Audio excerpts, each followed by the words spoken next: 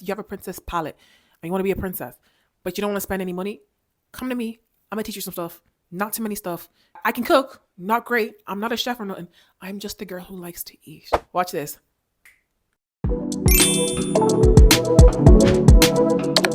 Hi everyone, welcome back to another episode of Pre-Pampered Princess. Today we are making food. Finally in the kitchen doing something except for atting yous or screaming down your throat.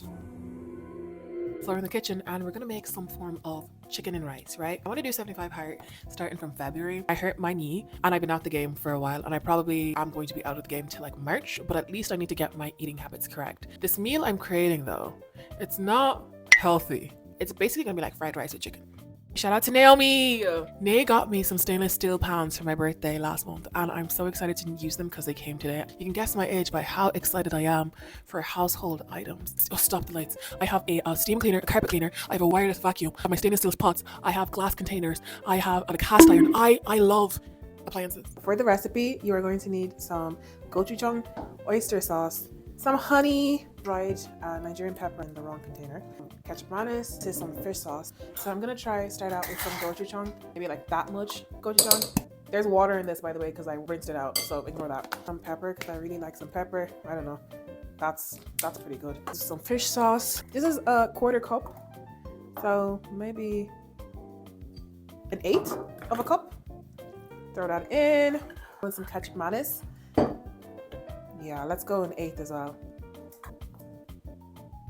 Yeah, like that much of honey. You're gonna mix it all together. Have a taste. Missing something. I'm gonna go in with a bit of oyster sauce. Yeah, that's about enough. Mix everything together. Actually, I'm gonna add a bit more pepper, and then I'm gonna chop my garlic and put it in there. I like to actually de-skin my chicken. I'm gonna wash the chicken. I'm gonna take the skin off. So I've gotten a good bit of skin off, and what I like to do now is I like to cut it, and then it makes it easier to remove the rest of the skin, and then you're gonna put it in your marinade.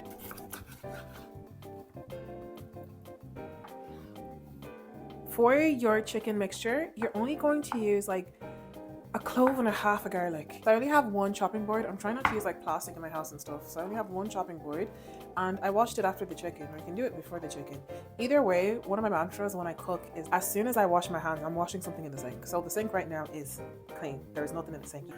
Our chicken, and you're gonna mix it all together. You're not gonna be shy. You're gonna just put your hand in it and just go crazy. I like this. I marinate it now in the fridge for about an hour. If you like, you can add some garlic granules. I'm just gonna put a bit of rosemary. So now you have an hour break. I do recommend marinating the chicken like an hour or two prior, and then going back into the kitchen to do whatever you need to do. So what I'm gonna do in my spare time now is gonna try and do something with the chicken skin, because I've never tried it before. So like, I'm excited. I have an hour to spend. So it's 6:28 now. So by 7:28, I should push the chicken in the oven. 1 hour later. An hour has passed. I put the chicken in the oven and I put it at around 150 degrees, and I'm gonna put it in there for the next like 40-ish minutes, right? Because there's a lot of sauces and a lot of coating on it. If you put it on a higher heat, it may burn. I don't know if that's guaranteed, but it probably will burn. I personally prefer putting it in the air fryer, but I would have to do two takes to put 3 and 3. I don't want to do that, so everything's in the oven at the moment. I'm gonna move on to my bulgur wheat, which is basically sauteed vegetables or stir-fried vegetables, kinda, and bulgur wheat. Let's go. Okay, so this is the amount of bulgur wheat I'm using. I'm gonna add a bit of water. About that much water. And then I got this from Albert Heijn. It's shit, but I'm gonna use it, okay? The beef stock is absolutely optional. I normally don't do it, but because I had it in the fridge and I don't want it to expire, I'm using it. And then I'm gonna use a pinch of sea salt, maybe 2 pinches of sea salt. And that's the seasoning. I'm gonna let that cook and move on to the stir fry. Okay, so I put a drizzle of oil in it. I'm gonna add my onions and my garlic. I don't really care about how onions sit in food. It's not my business.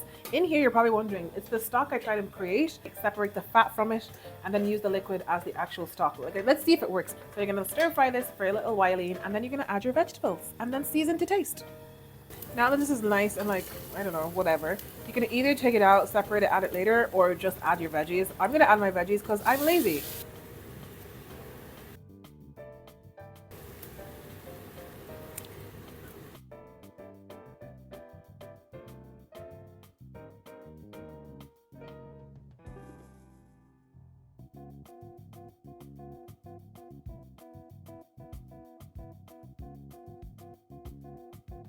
The thing is, the chicken is very seasoned already. You don't want to do too much. Obviously, you can season your bulgur wheat stir fry to taste. Like, it has nothing to do with me. I just don't like to season it heavily with salt and stuff because the chicken is already salty. And that's basically it.